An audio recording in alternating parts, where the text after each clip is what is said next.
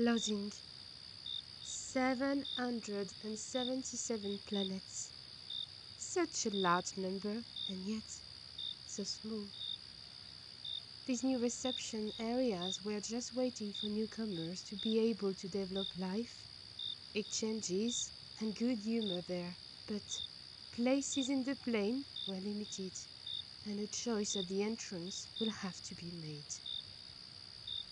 What would be the admission criteria? Who would have the right to obtain the tickets? And above all, who would not have the right? These questions torment Tagashi, Renate and Sergey, who discussed them at the airport waiting room, and seem unanswered, and everyone leans back a little deeper in their chair when Renate decides to turn on the TV, or to clear their mind. But the TV, rather than giving the news, was getting dysfunctional and only broadcasted metallic noises, as if it was coming from another world, and then a female voice, almost robotic, is heard.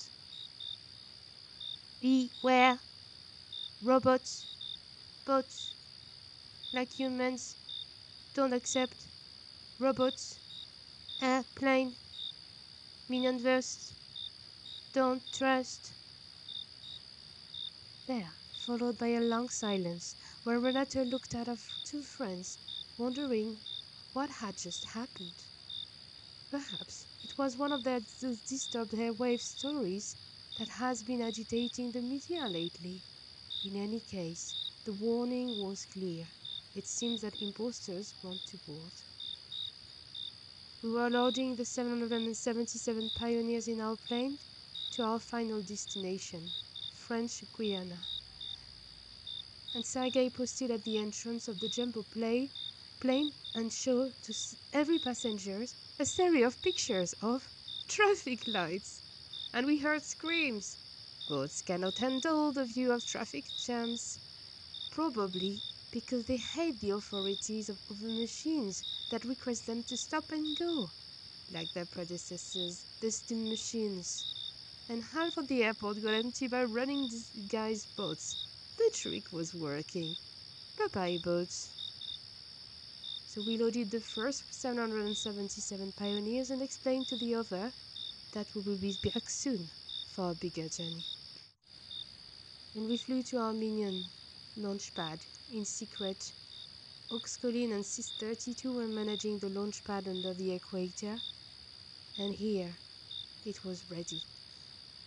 During the flight, visionaries from the first hour, Adaog came to chat to Quickbelly, and he gave him the set of keys, and he explained that he was concerned about the size of his rockets, and he didn't feel he could fly for now. It was a larger rocket, and asked Quickbelly, from far the best pilot of the mission, if she would be able to fly the big blue box rocket. She accepted. Nothing could worry her. She was the strength of nature, and she gave the keys to her rocket.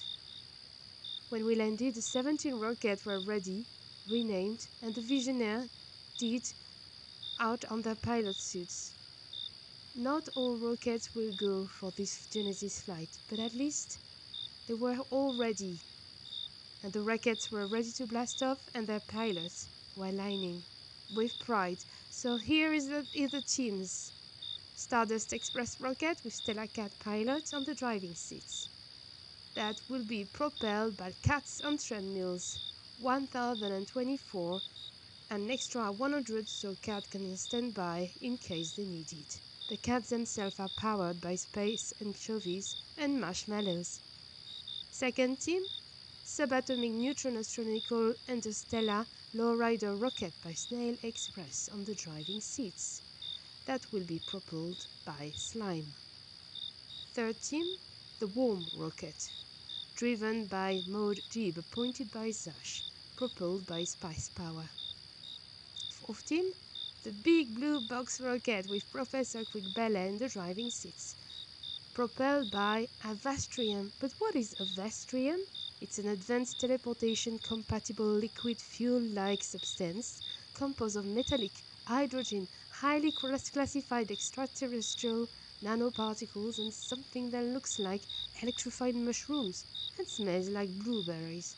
Avastrians present a seemingly bioluminescent glow upon flight and immediately resorbed any pollutant properties, recycling instantly in order to refuel itself.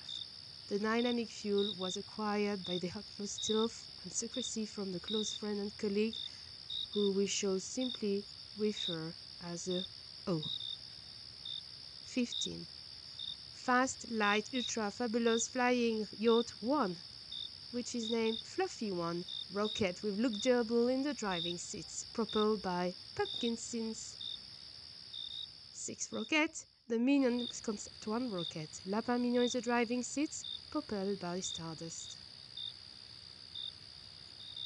17. The Phoenix V2 rocket, flying by LM Jr., appointed by Tagashi, propelled by a secret fuel with a patent pending. And the last but not least rocket, the 8th team, the 2264 Fahrenheit, with Wee Wicked Witch as a pilot appointed by Renate, fueled with pure mud, which stands for Madly Unstable Dirt. Here are the teams.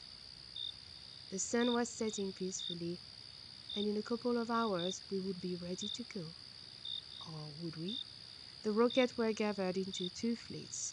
Each fleet will go to a specific part of the Minionverse, NGQ1 and SGQ1. And Tagashi started the explanation, and we all took our seats, ready to blast off.